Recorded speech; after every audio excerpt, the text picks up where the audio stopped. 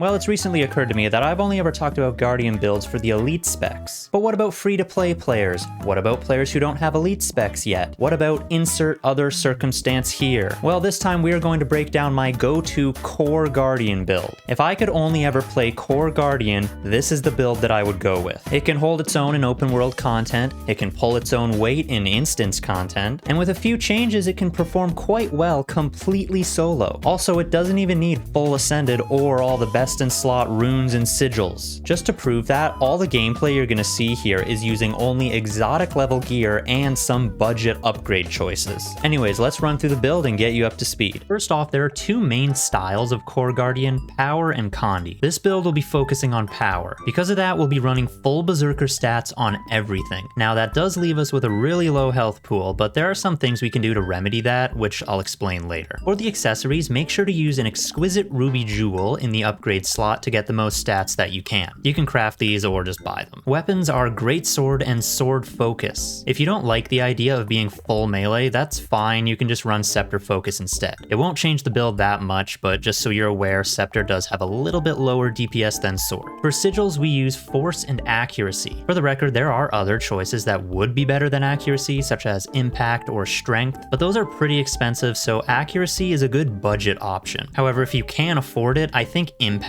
would be the best choice for this build. For armor runes, there are a lot of possible choices. The general best in slot is either Scholar or Dragon Hunter, but once again, those are really expensive, so if you're not about spending all that gold, there are a few good budget choices too, such as Rune of the Eagle, Rune of Infiltration, or even Rune of the Worm or Vampirism if you want a bit of extra vitality. This may be a bit of a hot take among experienced players, but you can generally pick any of these budget options and you'll be fine. You won't notice too much of a difference between each rune anyway. I'll let you in on a secret. This gameplay is using Rune of Vampirism. For the relic, we go with Relic of the Thief. This will offer a strike damage bonus every time we use a weapon skill with a recharge. It can stack up to 5 times, and every time it triggers, the stacks refresh. So you'll pretty much have a permanent 5% damage bonus from this. Okay, trait lines and skills. This is where we can make changes to be more self-sufficient or solo friendly. I'll start with the standard variant first, then explain the changes for the solo variant. Standard will go with Zeal, Radiance, and Virtues. Zeal will take bottom, middle, bottom. Zealous Scepter, this will help with might generation when Virtue 1's passive triggers. Zealous Blade, this will increase power, even more so when using our Greatsword,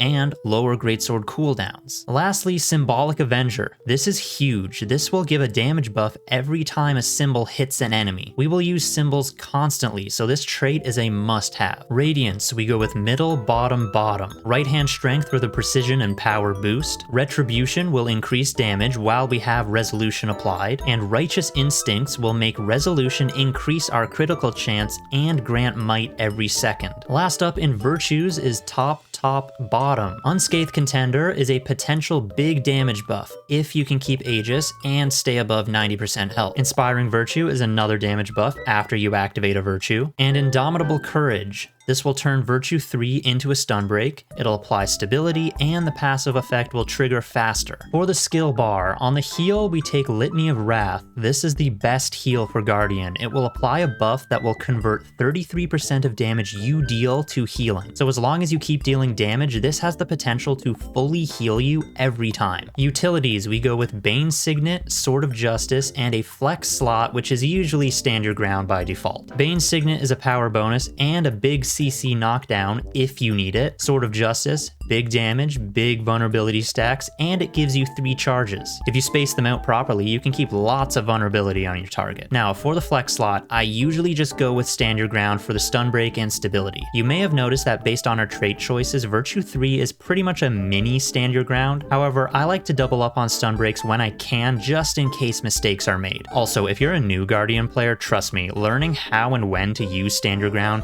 is very important to learn. So start getting good at it now. But like I said, it's a flex slot. You can swap it out for whatever you think you would rather have. An argument can be made for just about every skill. So read through the skills and decide for yourself what you want. Oh yeah, and the elite skill, we take Feel My Wrath. it's just the best in slot for a power build. The quickness and fury will make our DPS bursts a lot better. Okay, so general gameplay for this build is really simple. We have many damage buffs that are triggered with resolution, using symbols, and using virtues. So you want to get all of those active before dropping a big burst. For example, drop symbol of resolution, use a virtue, and ideally have Aegis applied, then drop your big damage skills. An example burst rotation would be Feel My Wrath, Symbol of Resolution, Virtue 3, Sword of Justice, Whirling Wrath, and then just fill the gaps with an auto attack chain. And then on Sword Focus, it's pretty much the same. Use your symbol, activate a virtue if you can, Ray of Judgment, Zealot's Defense, and then just auto attacks. And that's pretty much it. That's the basic way that this build will deal damage. Oh yeah, and just use all your defensive skills as you need them. Okay, now let's get into the changes that we can make to make this build a bit more self-sufficient or solo-friendly. First thing we're going to do is swap out the elite skill. Take Signet of Courage instead. This will offer a lot of nice passive healing and a big channeled heal if you need an emergency heal. It's really come in clutch for me a few times. For your gear stats, you can swap out a few Berserker pieces for a stat combo that offers some more defensive stats, such as Soldier, Valkyrie, Knights. However, just keep in mind, the more of these stat changes you make, the lower your overall offensive ability will become. So personally, I wouldn't do too much stat swapping. I would recommend finding the minimum amount of defensive stats that you are comfortable with and just stay there, because the trait changes are actually going to offer you a lot of survivability on their own. We swap out virtues and add honor. Just so you're aware, I did test swapping out Zeal, Radiance, and virtues for honor. Swapping out virtues seemed to result in the lowest DPS loss, but you're welcome to try out each of them for yourself. In the honor line, we take bottom, bottom, middle. Protector's Restoration will drop Symbol of Protection every time you use a heal skill. This is on a 20-second cooldown, but Litany of Wrath is also a 20-second cooldown, so it will trigger every time. Empowering Might grants Might every critical hit. Since we're running Berserker, critical hits happen all the time. This, paired with Zealous Scepter and Righteous Instincts, works out to give a lot of Might stacks. And finally, Writ of Persistence. Symbols now heal, last longer, and are bigger. And one last change. In Radiance, we take Healer's Resolution instead of Right Hand Strength. This will make heal skills give resolution on a 20-second cooldown. Once again,